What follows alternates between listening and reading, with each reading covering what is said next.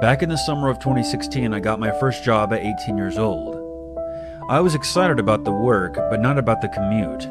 Without traffic, it was a 30-minute drive both ways, and I normally got off work around midnight, and the last thing I wanted to do was drive a half hour to get home. During the first few weeks, I was still getting used to my new routine, and one of the first things my mother told me was to keep an eye on my gas tank, and if I ever needed more, I should leave early and stop on the way, but never on my way back. I understood her concern. I was a petite 18-year-old female, and I looked even younger. But being who I was, I half forgot, half ignored that advice. And one night on my way home, I realized I legitimately didn't have enough gas in the tank to get me to my exit. I pulled into the first station I could find, not caring about the brand or the cost of the gas. I decided to make it as quick as possible, and only put in about $10 worth, just to get myself out of there. I swiped my card and began pumping gas, and once it got to the $10 mark, I shut it off and printed out my receipt. Thinking the worst was behind me, I was about to climb back into my car and book it home, when a voice came from the tiny intercom above the pump. "Ma'am, there was a problem with your credit card payment." I paused and glanced at the guy at the counter, and felt a chill spiral down my neck. He was one of those tall, gaunt, sketchy-looking clerks, and was staring right out the window at me, beckoning me to come inside.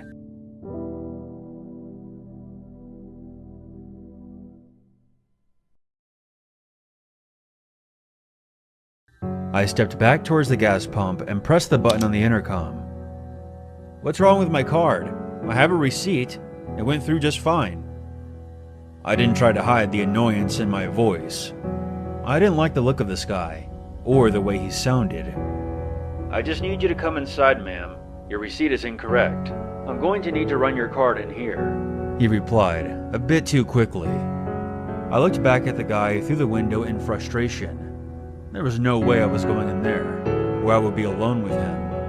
He was staring at me wide-eyed, like some kind of creep. I stood my ground, pulled out my phone, and checked my credit card app. I held it up stupidly as if he could see it from there, and I pressed the intercom button again. "It went through. I see it on my statement. I'm not coming in." "Ma'am, if you attempt to leave, I'll call the police. I have your tag number. Please come inside."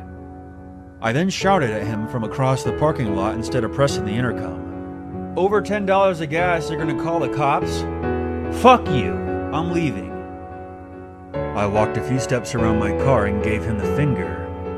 I was just about to walk back around my car and climb into the driver's seat when I paused. He was mouthing something to me through the window.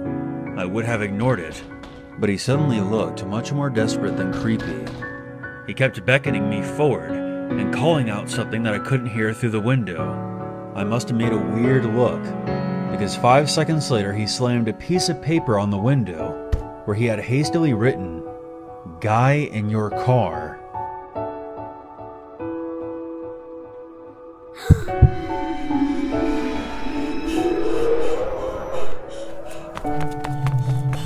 I booked it inside the station, and once I was there, the clerk locked the door and told me to get down.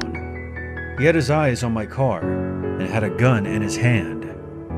I squatted down behind the counter and watched the security cameras as a tall guy in sweatpants and a windbreaker nudged my back door open, slid out quickly and jogged away into the night.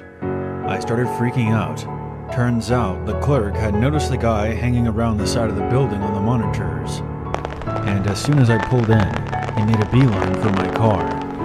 He crouched down and opened the door, and slid himself inside as I was swiping my card, being careful not to close the door all the way behind him, so that I wouldn't hear anything.